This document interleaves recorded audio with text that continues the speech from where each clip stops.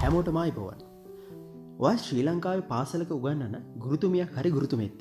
එහෙමත් නැත්නම් විදුහල්පතිතුමියක් හරි විදුහල්පතිතුමියක්ද? එහෙමනම් මේ වීඩියෝව ඔයාටමයි. තමන්ගේ පන්තියට තමන්ට වෙන්ගුණ විෂය තමන්ගේ කාලාච්ඡේදයේ උගන්වන්න යද්දී ඊට කලින් උගන්වන දේ ගැන උගන්වන විදිහ ගැන හොඳ සැලැස්මක් තියෙන්න ඕන කියන එක අපි හැමෝම දන්නවනේ. ඉතින් ඒකට අපි හදනවා පාඩම් සැලැස්මක්. හැබැයි ශ්‍රී ලංකාවේ බහුතරයක් ගුරුවරු මේ සැලැස්ම හදන්නේ අතින් ලියන.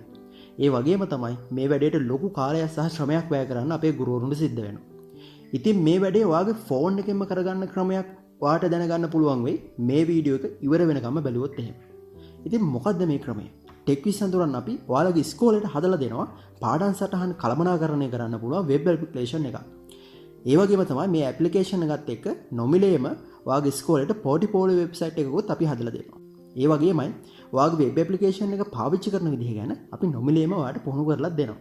හරි. එතකොට මේ වෙබ් ඇප්ලිකේෂන් එකෙන් ඔයාලට පුළුවන් පාඩම් සටහන හදන්න, ඒ වගේම පාඩම් සටහන එඩිට් කරන්න, ඒ වගේම පාඩම් සටහන විදුහල්පතිතුමාලව අනුමත කරගන්න.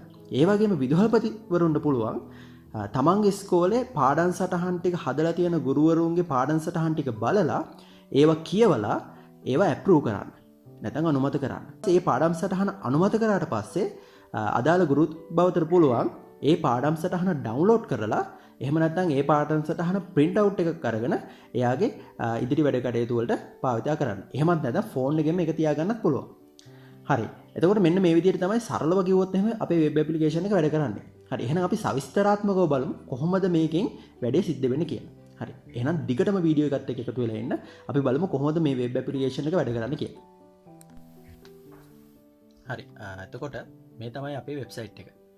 හරි. එතකොට මේ ඔයාලටත් වාගේ ඩොමේන් එකකින්ම වෙබ්සයිට් එකක් අපි හදලා දෙනවා. එතකොට මේ ඩෙමෝ වෙබ්සයිට් එකේ හින්දා ඩෙමොන්ස්ට්‍රේෂන් එකට අපි හදලා තියෙන accounts වලින් log වෙන්න තමයි තියෙන්නේ. හරි. එතකොට දැන් අපි log වෙනවා අපේ userලට හදලා තියෙන account එකෙන්. හරි. එතකොට ඔයාගේ user portal එක නැත්නම් user profile එක මෙන්න මේ විදිහට පෙන්නනවා.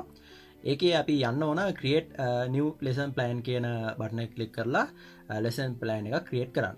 හරි. හරි. එතකොට අපි දන්නවා මේ සාමාන්‍ය පාඩම් සටහනක් හදනකොට මේ එන්න ඕන අංග ටික ඒ විදිහටම අපි මේකේ දාලා තියෙනවා අපේ ටෙස්ට් බොක්ස් විදිහට. හරි. එතකොට මේ මම දැන් නම් කරන්නේ අතින් ටයිප් කරන එක. හැබැයි ඔයාලට මේක voice typing වගේ පාවිච්චි කරලත් මේ වැඩේ මේ විදිහට කරගන්න පුළුවන්. හරි. එහෙම නැත්නම් ඔයාලට ෆෝන් එකේ සිංහල ටයිපින් කරන එක ලේසි නම් ඒකේ විදිහට කරගන්න පුළුවන්.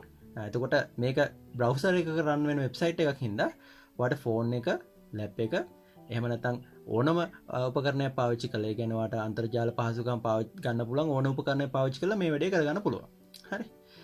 හරි. එතකොට ඔය විදිහට නිපුණතාවය, නිපුණතා මට්ටම, ඊට පස්සේ ඉගෙනුම් ඵල, ඊට පස්සේ ප්‍රවේශය, හරි. ඔය වගේ මේ පාඩම් සටහනට අවශ්‍ය කාරණා ටික මේ විදිහට ෆිල් කරන්න තියෙනවා. හරි. ඕන ඔය විදිහට අපිට පුළුවන් පාඩම් සටහනට අවශ්‍ය කරන කාරණා ටික හදන්න.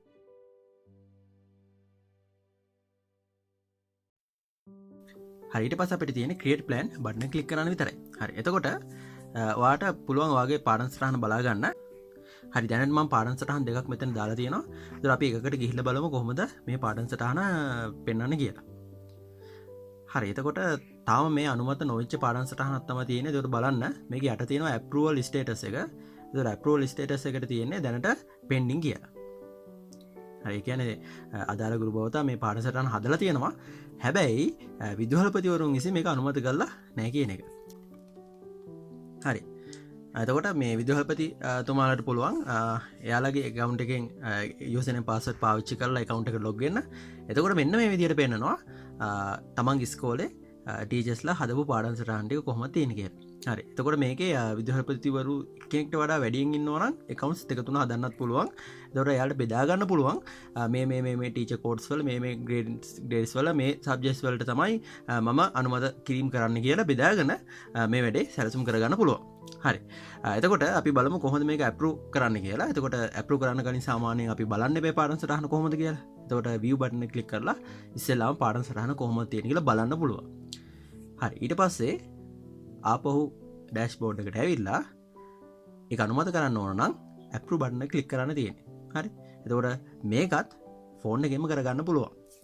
හරි එතකොට දැම් බලමු කොහොමද දැන් ඇපරූ කරට පස්සේ පාඩන් සටහන කොහොමද නැවත පෙන්න්න කිය බලමු ටීචගේ ප්‍රොපයිල් එකට ගිහිල්ල හරි එතකොට ඔන්න බලන්න එයාගේ පාඩන් සටහන ඉස්සරහෙන් ඇවිල තියෙන කොළ පාට බටන එක කැපරූට් කියලා තකොට ඒවගේම පාඩන් සටහනය ඇවිල තියෙනවා ඇපරල් ස්ටේටස එකට ඇපරෝට් කියල හරි තොට හරිම ලේසි ඒවගේම ඇපරල් ස්ටේටස් එක පෙන්න්නනවා කවද මේ ඇපරූ කරේ ඒවගේම කවත් ඇපරූ කරගෙන ගත් මේක පෙන්න්නවා හරි එතකොට ඊනකට අපිට පුළුව මේ ඩවන්ලෝඩ් කරගන්න හරි පින්ටව් එක ගන්න හරි පින්ට් සේව් කියන බටන කලික් කරලා එතකොට පින්ට් සේව් බටන කලික් කරපුවා මෙන්න මේ විදියට අපිට පුළුවන් අපේ පාඩන් සැලස්ම ඩවන්ලෝඩ් කරගන්න හරිතර මේ ඩවන්ලෝඩ් කරගන්න වැඩේ විදුහල්පතිතුමාට කරගන්නත් පුළුවන් ඒවගේම අදාල ගුරුබවදට කරගන්නත් පුළුවන් එතකොට අධීක්ෂණ කටයුතුවල අපිදන්න විදුහල්පතිතුමාගාව කොපියක් තියෙන්න්න ඕන එතකොට ටීචට අය මහන්සි වෙන්න දෙයක් නෑ අමතර කොපියක් කරන්න දෙන්න